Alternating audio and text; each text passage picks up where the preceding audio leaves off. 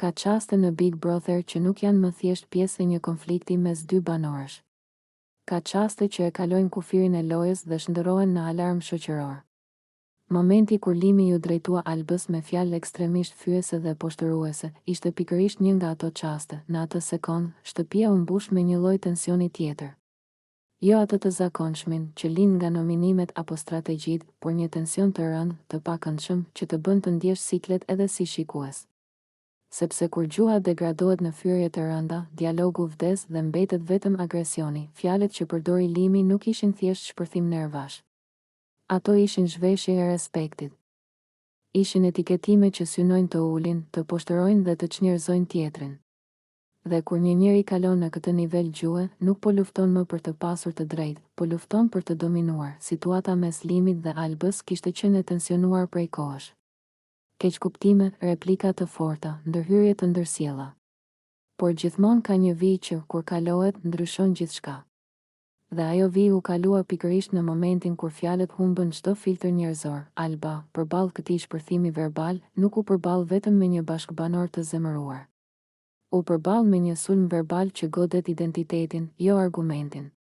Sepse kur dikujt I drejtohesh me etiketime degraduese, nuk po I kundërshton mendimin, po e sulmon si qenie. Reagimi I saj, qoftë heshtje, lot apo nervozizëm, ishte reagim njerëzor.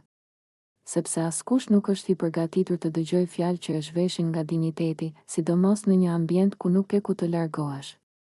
Big Brother është shtëpi pa dalje, dhe kjo e bën çdo fjalë shumë fish më të rëndë. Nga ana tjetër, Limi duke I humbur brenda vetes. Fyrjet e tij nuk vinin nga forca, por nga paftësia për të menaxhuar emocionet. Sepse njeriu që ka kontroll nuk ka nevojë të poshtërojë. Ai që ndihet I kërcënuar, I lënduar ose I pafuqishëm, shpesh zgjedh rrugën më të keqe, gjuhën e dhunshme. Ky episod e vuri Big Brotherin përballë një pasqyre të vështirë. Sepse reality show shpesh justifikohen me frazën janë emocione reale. Por emocionet reale nuk e justifikojnë dhunën verbale. Përkundrazi, e bëjnë edhe më të domosdoshme vendosjen e kufive. Publiku reagoi fort. Disa u shokuan. Disa u zemëruan. Disa kërkuan masa. Sepse ky nuk ishte më debat karakteresh, ishte çështje respekti dhe gjuhe publike.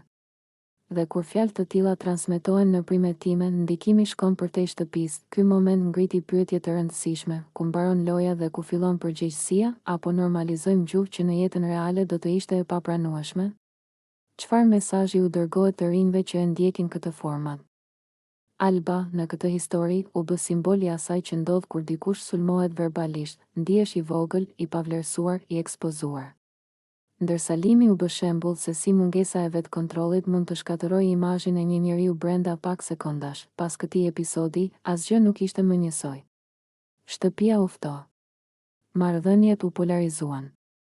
Dhe një heshtje e rëndë u vendos, ajo heshtje që vjen pas diçkaje që nuk duhet thënë kurrë. Në fund, ky moment nuk duhet parë si thjesht drama e radhës. Duhet parë si kujtesë. Se fjalët janë armë. Se respekti nuk është opsional. Dhe se edhe në lojë, njeriu mbetet njeri. Big Brother vazhdon. Episodet kalojnë. Por ky moment mbetet si vijë e kuqe për banorët, për produksionin dhe për publikun. Sepse ka fjalë që sapo thuhen nuk shbëhen më. Dhe përgjegjësia për to është gjithmonë personale.